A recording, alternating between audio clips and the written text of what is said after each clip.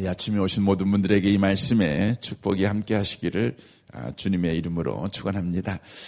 이 본문을 보시면 표저에가 다윗의 시 곧 성전 낙성가 이렇게 붙어 있습니다. 다윗의 시라는 것이죠. 그리고 곧 성전 낙성가 이렇게 되어 있습니다. 성전 낙성가라는 것은 성전을 건축하고 나서 부르는 노래다 이런 의미의 말입니다. 하지만 다윗은 성전 건축을 하고 싶은 마음이 있었지만 하나님이 허락하지 않아서 성전을 건축하지 못한 왕입니다. 그럼에도 불구하고 성전 낙성가라고 붙어 있는 이유는 다윗 때에 성전 낙성식이 있어서 그때 부른 노래라 이런 의미가 아니라 후대에 이스라엘 백성들이 성전 낙성식을 할 때 부른 노래다라는 의미의 말입니다.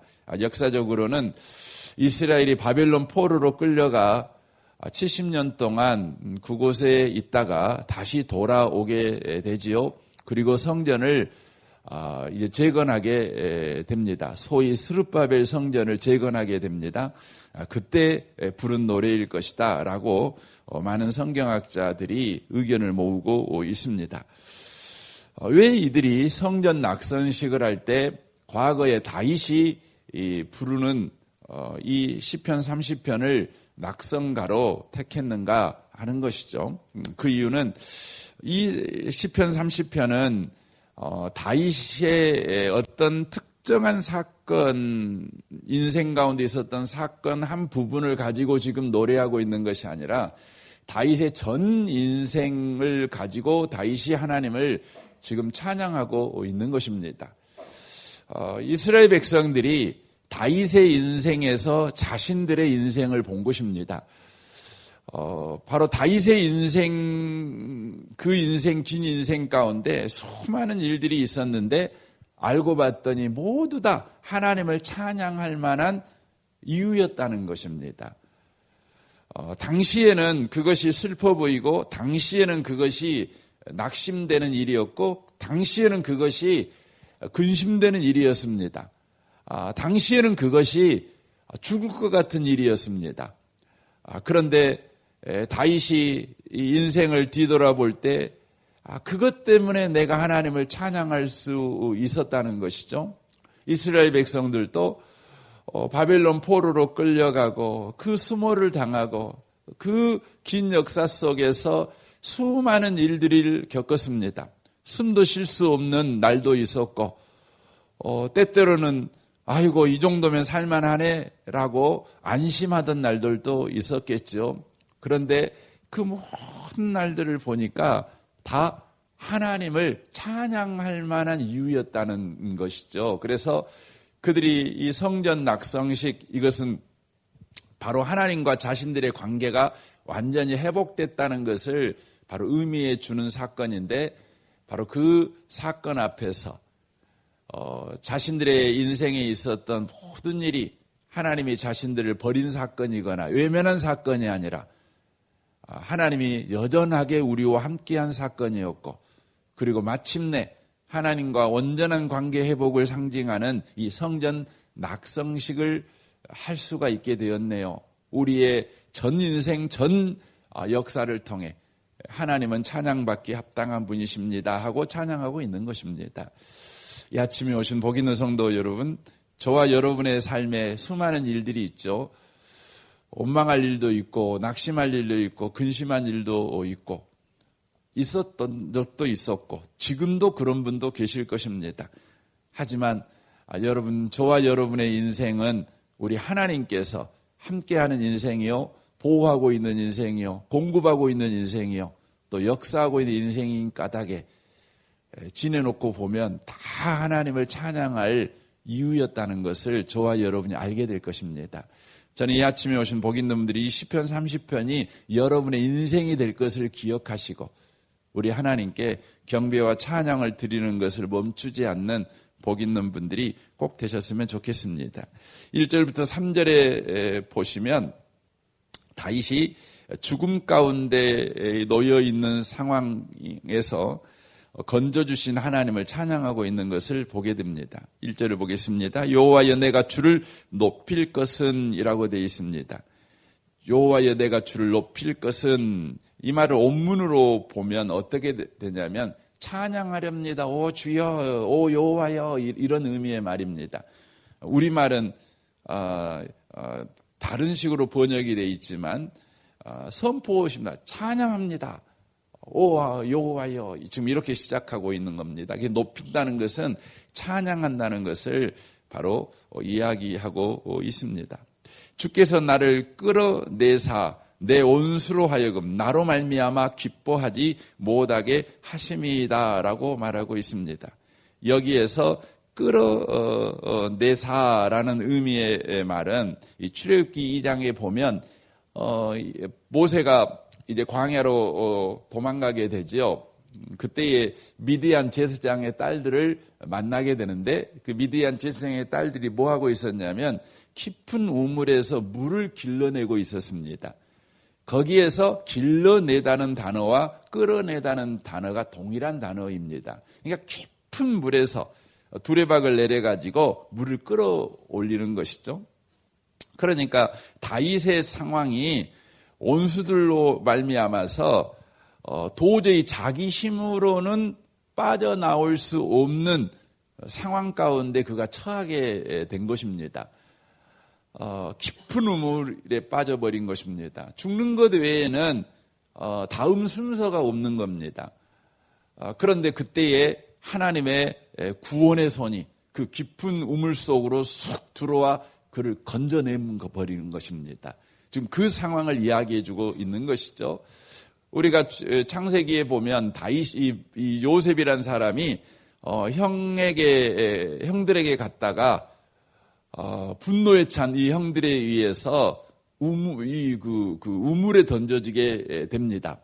형들이 우물에 던져버리죠. 죽여버리기 위해서였죠. 그런데 그 우물은 바싹 말라버린 우물이었습니다. 그럼에도 불구하고 여러분, 사막의 우물은 이렇게 우리같이 이렇게 큰 넓은 우물이 아니죠. 그 사막은 물이 안 나오니까 아주 좁게 깊게 이렇게 파 내려가는 우물 아니겠습니까? 요셉이 그곳에 빠졌습니다. 그때 하나님께서 유다의 마음을 감동하고 또 형제들의 마음을 감동해서 어떻게 합니까? 그를 끌어내어 가지고 미디안 상인들에게 팔아버리지 않습니까? 그때에 이 건져낸 것, 이것을 가르쳐 지금 다윗은 나를 끌어내사라고 이야기하고 있습니다. 온수들이 이제는 너는 죽었어. 너는 빠져나올 수 없는 덫에 너는 걸려든 거야. 우리의 계획이 이제 성공했어. 실패할 수가 없어. 이런 상황 가운데 놓여 있는데 우리 하나님께서 온수들의 모든 계획을 파하시고 다윗을 끌어내셨습니다. 그러므로 말미암아 온수들이 다윗으로 인하여 기뻐하지 못하도록, 다윗의 온수들의 계획이 성공하지 못하도록 그렇게 하셔버렸다는 것입니다. 이로 인하여서 다윗이 하나님을 지금 찬양하고 있다고 이렇게 이야기를 하고 있습니다. 이 아침에 오신 복 있는 성도 여러분, 우리 하나님은 우리를 끌어내시는 하나님이십니다. 건져내시는 하나님이십니다. 요즘 여러분의 다음 행보가, 다음 순서가 절망하는 것밖에 남아있지 않고, 낙심하는 것밖에 남아있지 않고, 이제 죽는 것밖에 더 이상 다음 순서가 기다리지 있지 않는 상황 가운데 놓여 있으십니까? 하나님은 저와 여러분을 깊은 우물에서 끌어내시는 구원의 하나님이십니다. 저와 여러분은 하나님을 찬양하게 될 것입니다. 그냥 그렇게 망하지 않을 것입니다. 하나님은 에베소서 1장에서 우리를 향한 거대한 계획을 선포하셨습니다. 그 계획은 무엇입니까? 우리를 하나님을 찬송하는 자가 되게 만드는 것입니다. 우리는 결코 그렇게 죽을 사람들이 아닙니다. 우리는 하나님을 찬양하다 천국에 갈 것입니다. 우리 하나님은 저와 여러분의 인생을 그렇게 만들어 가시고 그렇게 보호하실 것이며 그렇게 세워 가실 것입니다. 우리 하나님은 결코 원수들이 하나님이 받을 찬양을 빼앗아가지 못하도록 하시는 분이 아니십니다. 이사야 말씀하신 것 같이 우리 하나님은 반드시 하나님이 받을 찬양을 지키십니다. 그러므로 여러분의 인생이 하나님을 찬양하고야 말 것입니다. 저와 여러분이 이 아침에 우리를 통해 찬양받으실 하나님 앞에 구원을 구하시는 복 있는 분들이 되십시오. 하나님이여, 내 인생이 원망하다가 죽지 않도록 우리 하나님은 내 인생을 향하여 놀라운 일을 하고 계신 줄 믿습니다. 나는 절망하다가 죽을 사람이 아니요 낙심하다가 죽을 사람이 아닙니다. 하나님의 건져주심을 찬양하다가 그 영광의 나라에 들어갈 사람인 것을 우리가 믿습니다. 주께서 우리를 예수 믿는 자로 세우셨으니 주의 뜻이 우리의 삶에 이루어질 것입니다. 이 아침에 이 담대함을 회복해가는 복 있는 분들이 다 되시기를 바랍니다. 2절 보십시오. 여호와 내 하나님이여, 내가 주께 부르짖음에 나를 고치셨나이다. 여호와여, 주께서 내 영혼을 수월에서 끌어내어 나를 살리사 무덤으로 내려가지 아니하게 하셨나이다 라고 말합니다. 여기에 앞에서는 원수들에게서 끌어내셨죠. 또 더 나아가서 무덤에서 끌어내려가지 아니하게 하셨다라고 말합니다. 다윗이 어떤 질병 가운데 빠져 있을 때 하나님께서 그 질병으로 다윗이 죽지 않게 하셨다라는 것을 지금 말씀해 주고 있습니다. 우리 하나님은 예수 믿는 저와 여러분에게 질병이 들도록 허용하시기도 하십니다. 그 이유는 무엇입니까? 바로 하나님을 찬양토록 하시기 위해서입니다.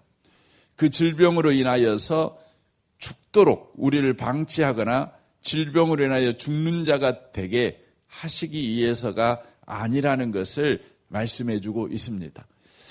다윗이 질병에 걸렸을 때 내가 이 병 걸려서 죽는구나 이런 생각이 그에게 들었을 것입니다. 그런데 그가 시간이 지나고 자기가 병들었을 때의 그날을 생각할 때 자신에게 병을 주신 허락하신 하나님의 뜻을 그가 알게 되었습니다. 그 이유는 무엇이었냐면 하나님을 찬양하라고 내게 질병을 주셨구나 이것을 이해하게 되었습니다. 이 아침에 오신 복 있는 성도 여러분, 병들었을 때 고통스럽죠. 병들었을 때 낙심이 되죠. 병들었을 때에 아무것도 할 수가 없죠. 무기력해지죠. 여러분, 그럼에도 불구하고 우리가 하나님을 찬양할 것을 여러분과 제가 놓치지 마셔야 합니다. 우리는 찬양하게 될 것입니다. 하나님을 높이게 될 것입니다. 저에게는 그 얼굴에 흔적이 있어요. 여기 옆에 보시면 흉터가 있습니다. 제 흉터가 있는데 이 흉터는 제가 좀 부잡해가지고 생긴 흉터는 아니고 저를 살려준 흉터입니다. 그래서 저는 이 흉터를 볼 때마다 하나님을 찬양하게 됩니다. 제 인생에 이 흉터가 부끄러운 흉터가 아니라 하나님을 찬양하게 되는 흉터입니다. 제가 2살 때, 아주 어렸을 때 동네에 뇌염이 걸린 환자가 있었습니다. 제 또래거나 저보다 나이가 좀 더 먹은 5명의 아이들이 뇌염에 걸렸습니다. 그리고 3명은 그 뇌염 때문에 바로 얼마 있지 않아 죽었습니다. 그 2명만 살아남았습니다. 지금도 생생하게 기억합니다. 제가 초등학교 1학년 때였는데 저보다 5년 선배니까 중학교 6학년 그 형도 뇌염에 걸렸다가 나왔는데 뇌염 후유증으로 간지를 앓았습니다. 저희는 놀이터가 교회 앞마당이었기 때문에 겨울날 교회 앞마당에서 우리 막 놀이, 나이 먹기 놀이 막 이런 걸 하고 있었는데 갑자기 이 형이 쓰러졌는데 그렇게 죽었습니다. 그리고 지금까지 살아남은 사람이 있는데 유일하게 저만 살아남았습니다. 어떻게 살아남았냐면, 저는 저희 부모님이 당시에, 저희 아버지가 당시 장로님이셨는데, 동네에 이제 뇌염 걸려서 아이들이 죽고, 그 당시에 뇌염 걸리면 방법이 없지 않습니까? 그랬는데, 정말 저도 죽어갔다고 그래요. 그래서 15일 동안 애가 꼼짝 안 하고 이렇게 있었대요. 그래서 부모님도 얘 죽겠구나라고 포기를 했는데, 아버지 마음에 갑자기 이런 생각이 들었답니다. 포기하더라도 기도해보고 포기하자, 이런 생각이 드셨답니다. 그래서 저를 안고 기도를 이렇게 이제 아버지가 하기 시작했습니다. 그런데 희한한 일이 벌어졌습니다. 갑자기 머리가, 저희 어머니 표현으로 그래요. 폭탄 터지듯이 머리가 뻥 하고 터졌대요. 머리가 뻥 하고 터졌대요. 그러면서 머리에 있는 염증이 이렇게 다 흘러나왔다고 그러셔요. 후에 제가 기독병원에 가서 군대 문제 때문에 이렇게 진료를 받게 되었는데, 그때 의사가 하는 말이, 당신이 걸린 뇌염이 수인성 뇌염인데, 수인성 뇌염은 머리가 터지면 100% 죽습니다. 그렇게 이야기를 하시더라고요. 그런데 머리가 터졌는데 저는 살아났어요. 그래가지고 그 내용물이 다 흘러나오고 이렇게 아물었는데, 부모님이 성형해줄 그런 여력도 없고 그냥 내버려 두어가지고 이렇게 그냥 흉이 져갖고 지금 남아있는 겁니다. 남들은 머리가 이렇게 터지면 죽는 일이라고 의사도 이렇게 이야기하는데, 어쨌든 저는 터져가지고 살아났습니다. 하고 머리에 내용물에 반틈이 이렇게 어머니 표현으로는 흘러나왔대요. 이렇게 말하면 많은 분들이, 목사님 머리는 지금 반틈만 찼나요? 이렇게 물어보시는 분이 계실란가 몰라요. 예, 어쨌든 꽉 차 있습니다. 이렇게 살아났습니다. 하나님께서 제 삶에 이렇게 질병을 주신 것은 평생에 하나님을 찬양하는 삶을 살아가라고. 하나님은 생명의 주님이시요 질병에서 건져주시는 하나님이라는 것을 높여 찬양하라고, 제 삶에 이렇게 예수의 흔적, 찬양의 흔적을 남겨놓으신 것입니다. 여러분과 저의 삶에 많은 질병들이 왔다가 갔지요. 저와 같이 흔적이 없는 분도 계시겠지만 어쨌든 여러분의 삶에 여러분도 모르는 흔적이 남아 있습니다. 그것은 여러분이 병들었다가 나았다는 흔적으로만 남은 흔적이 아니라 하나님을 찬양하라는, 하나님을 높이라는 흔적인 것을 저와 여러분이 놓치지 않으셨으면 좋겠습니다. 이 아침에 오신 복 있는 성도 여러분, 다만 여러분 질병의 흔적만 우리 인생에서 남습니까? 그렇지 않지요. 우리 인생에는 수많은 흔적들이 남습니다. 이 흔적을 다른 표현으로 말하면 상처가 있죠. 삶에 일어난 여러 사건을 통해 상처가 남지요. 특별히 저같이 몸에 상처가 있는 것보다 잊혀지지 않는 또 하나의 장소가 마음이라는 곳에 난 상처가 아니겠습니까? 마음의 상처. 마음의 상처. 이것을 현대 의학에서는 이 마음의 상처를 보통 이 정신적으로 이렇게 이야기를 합니다. 그래서 마음에 분노가 있다, 마음에 화가 있다, 이런 식으로 표현을 하기도 합니다. 이로 인하여서 많은 사람들이 정신적으로 시달리고 마음적으로 시달리는 인생을 살아가는 분들이 참 많습니다.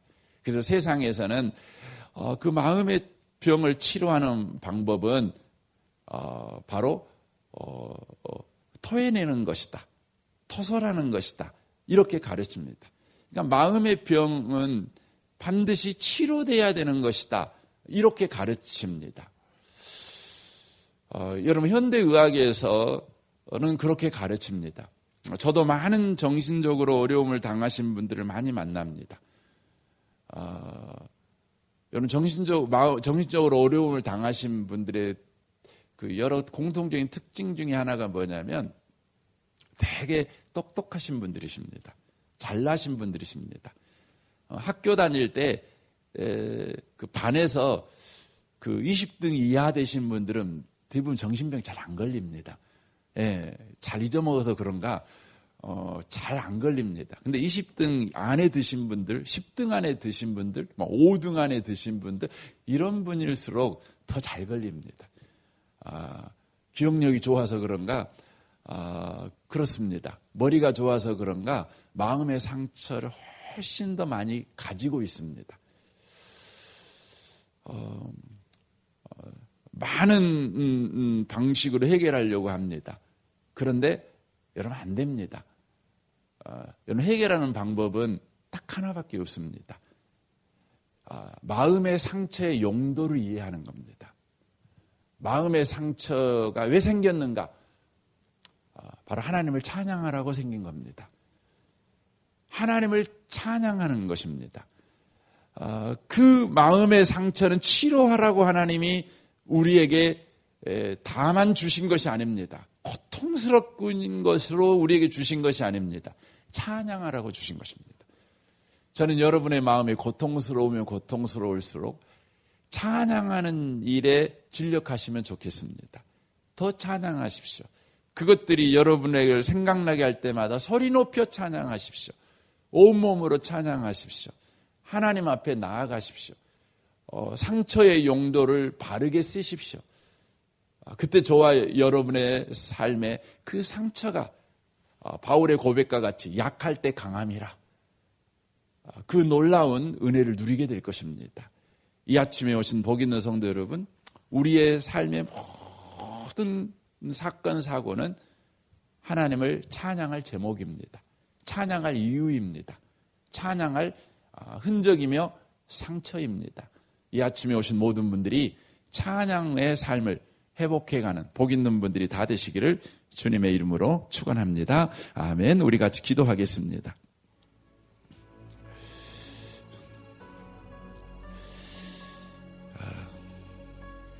이 아침에 여러분의 삶에 응답받아야 될 기도가 있겠죠. 주님, 이거 해결해 주세요. 이 문제 주님 응답해 주세요. 있을 것입니다. 여러분 그렇게 기도해왔다면 오늘 이 아침에만은 특별히 그 문제로 하나님을 찬양하기 시작해 보십시오. 주님 이 문제 해결해 주세요가 아니라 주님 찬양합니다. 하나님이 예배하라고 찬양하라고 감사하라고 하나님이 이 아침에 주신 줄 믿고 내 머리로는 이해가 잘 안 되지만 하나님의 높은 뜻이 내 삶에 이루어지기 원합니다. 내 뜻은 이게 응답되는 것이지만 하나님의 높은 뜻은 찬양하는 거라고 내가 이 아침에 믿고 하나님을 찬양합니다. 높입니다. 감사합니다. 여러분 이 아침에 한번 반전이 있는 기도를 한번 시도해 보시면 어쩔까 그런 생각이 이 아침에 들어집니다. 이 나라 이 민족을 위해서 여러분 가정과 직장을 위해서 여러분 기도하시면 좋겠고요. 여러분 선교사님과 특별히 북한과 열방을 위해서 미국의 대통령이 이렇게 또 바뀌게 되었습니다. 우리나라가 어떻게 될지 심히 염려스러운 부분도 있습니다. 그럼에도 불구하고 이 나라의 주관자는 하나님이시니 하나님이 하나님의 일을 하실 것입니다. 우리가 하나님을 믿는 믿음으로 주님을 의지합니다. 기대도 되는 부분도 있는데 우리가 늘 기대하는 것은 하나님을 기대해야 합니다. 이 아침에 특별히 여러분 기도해 주셨으면 좋겠습니다. 우리 좋으신 주님께 이 아침에 우리 통성으로 우리 기도하겠습니다. 오 살아계신 하나님 아버지 감사합니다.